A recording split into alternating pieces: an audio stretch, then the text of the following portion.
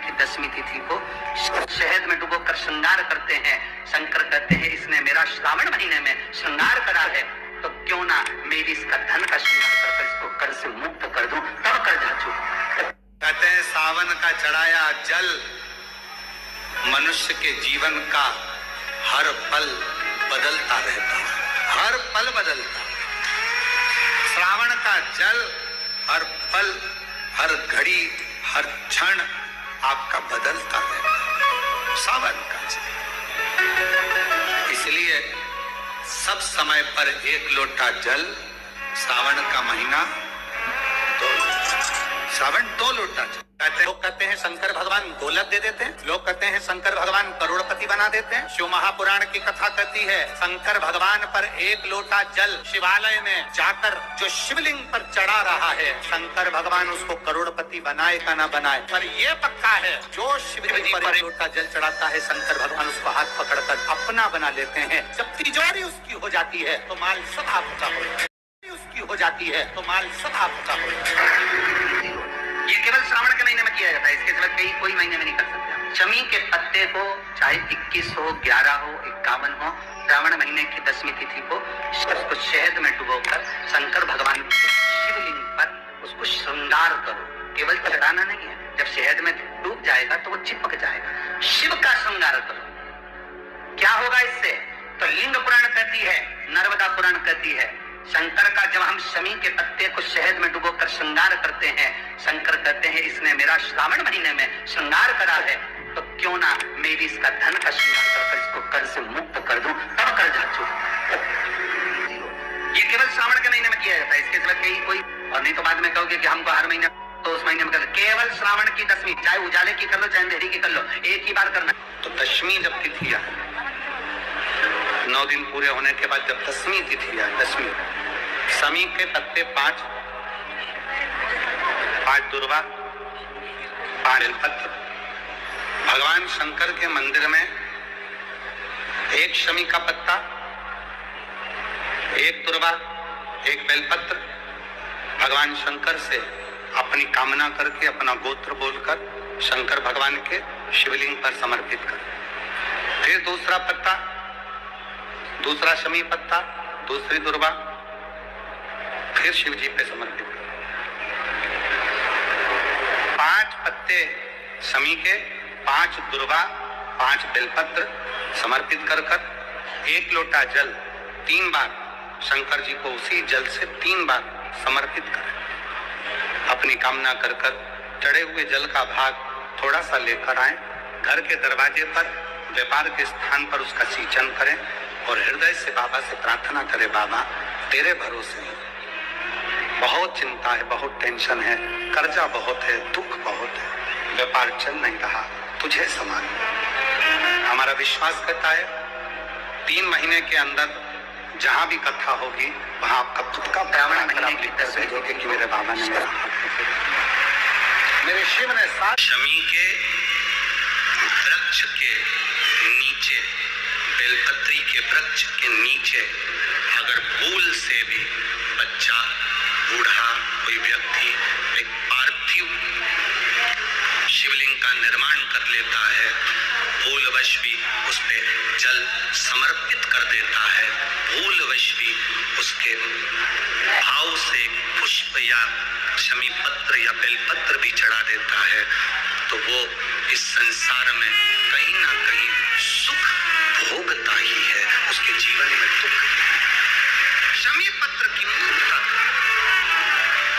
शमी पत्र की मूर्ता, शमी का पत्र समर्पित की गई शमी का एक पत्ता महादेव को अगर एक शमी का पत्ता समर्पित कर दिया जाता है तो जिंदगी में कभी वैभव और धन की कमी नहीं आती। शमी के पेड़ के नीचे हम क्या कर जाएं कि हमारी कामना सिद्ध हो जाए, या बेलपत्री के पेड़ के नीचे हम क्या कर जाएं कि हमारी कामना सिद्ध हो जाए। तो शिव महापुराण में और गणेश पुराण के अंदर एक बहुत सुंदर प्रसंग है। गणेश पुराण में जैसे दुर्गा का प्रसंग कहा गया, तो गणेश पुराण में शमी के पत्ते का वर्णन करा गया, तो उसमें स्पष्ट कहा गणेश पुराण में कि यदि 1 लोटा पानी, 1 कलश जल, उसमें चंदन घोलकर अक्षत के 5 दाने और पीपल के 2 पत्ते उसमें डालकर शमी के पेड़ के ऊपर उस जल को समर्पित कर कर आप अपनी कामना बोलकर जिस कार्य के लिए जाते हैं वो कार्य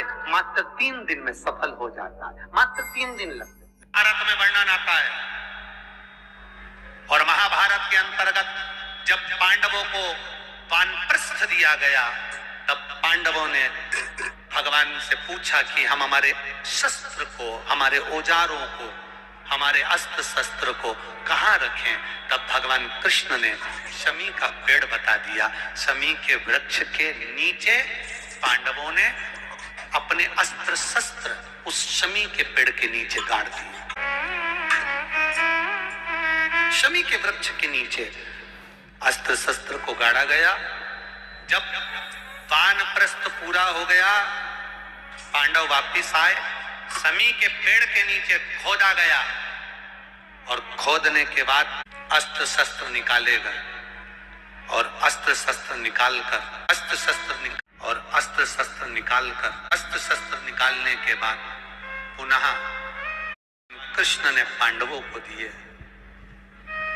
पांडवों ने उन अस्त्र शस्त्र की पूजन शमी के वृक्ष के नीचे करी तो भगवान कृष्ण ने कह दिया, आज आपने पूजन करी है, शमी का जो दिन होगा लोग अपने घरों में शस्त्र की पूजन करेंगे, शमी के पत्ती का स्मरण करेंगे, उसके घर में कभी संपदा की कमी नहीं होगी और वीरता का आनंद होगा।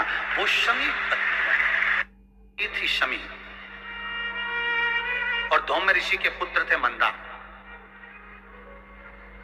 मंदार आंकड़ा पुष्प, शमी औरव ऋषि की बेटी। जब बड़ी होती चली गई तो वो औरव ऋषि की बेटी शमी ने जीवन में कुछ किया ना किया, पर एक काम औरव ऋषि की बेटी शमी करती रही कि भरण पोषण में अग्रणी रही। कोई भूखा मिल गया, औरव ऋषि की बेटी ने अपना भोजन तक दे दिया। ये बेटी का जीवन होना चाहिए।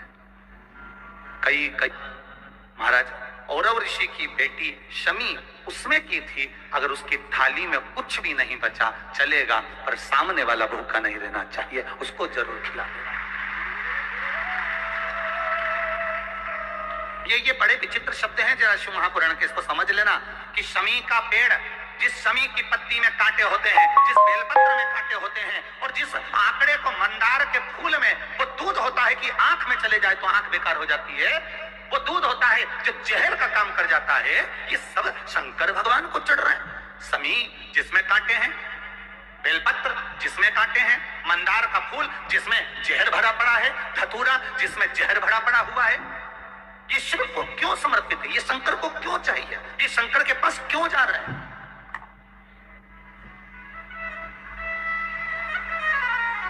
क्यों? उसका एक कारण है, सत्य बोलने वाला हमेशा बुरा होता, हमेशा बुरा होता। और वो सत्य बोलने वाला व्यक्ति, शमी कांटों में रमी हुई है, लदी हुई है, पर भाव शुद्ध है, उसका भाव गड़बड़ नहीं हुआ। उस शिव मंदिर में जाकर मात्र शिवलिंग का स्पर्श कर लेना। आप में से कितने लोग हैं जो शंकर जी के मंदिर में जाकर चंदन की 3 उंगलियां शिवलिंग पर घुमाते हैं? घुमाते हो ना शिवलिंग पर 3 उंगली? तो ये 3 उंगली घुमाने का फल क्या है?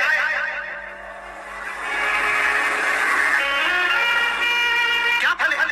इस शिवलिंग पर ये 3 उंगली घुमाई जाए तो इसका फल क्या है? तो आपको लगेगा भगवान शंकर को त्रिपुंड लगाना है। बोलो सही है गलत है? आप तो यही सोच सकते ना कि शिव जी को त्रिपुंड लगाया गया है, पर नहीं। शिव महापुराण की कथा कहती है, ओम शिव महापुराण की कथा ये सागर में जो चल रही है, इसमें आप अगर विद्येश्वर संहिता को या पार्वती खंड को निकालोगे या आप स्कंद पुराण का या लिंग पुराण की कथा को उठाकर देखोगे तो उसमें वर्णन आता है, जब कोई पुरुष, नारी या बच्चा अगर गंध भी नहीं है, लाल चंदन भी नहीं है और मात्र उंगली से 3 लाइन खींचता है, उसका मतलब त्रिपुंड लगाना नहीं होता। उसका मतलब होता है कि उसने एक पार्थिव शिवलिंग का निर्माण कर पूजन कर ली है। ये फल प्राप्त होगा, उसका फल ये प्राप्त होगा।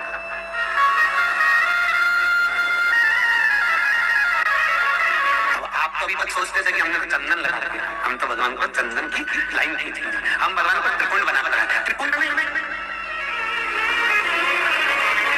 भगवान शंकर को आपने त्रिकुंड लगाया वो अपनी जगह पर, भगवान शंकर को जो आपने 3 लाइन खींची है, हाथ का जो स्पर्श कर घुमाया है, इससे पार्थिव शिवलिंग के निर्माण का फल प्राप्त हो जाता है।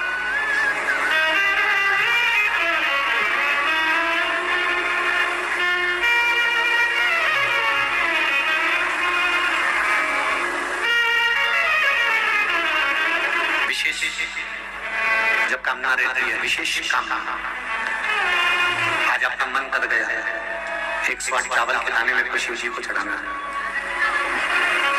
108 चावल के दाने मुझे शंकर भगवान को चढ़ाना। विशेष आज आपके मन में कोई मनोरथ बढ़ा है, कोई कामना बढ़ी है और बाबा से आपने विनती करी कि मेरा ये कार्य अटक रहा है, आप पूरा करोगे, मुझे विश्वास है। 108 चावल के दाने चढ़ाना है, आपने चंदन लगाया, हाथ की हथेली पर 108 चावल के दाने जो घर से गिनकर लेकर गए हो उसको हथेली में रखा, एक चावल का दाना नहीं चढ़ाया, हथेली में रखकर जो विशेष कामना, जैसे किसी कर्मकांडी ब्राह्मण से पूछा जाए, पूजन होने के बाद में विशेष अर्घ दिया जाता है, विशेष अर्घ,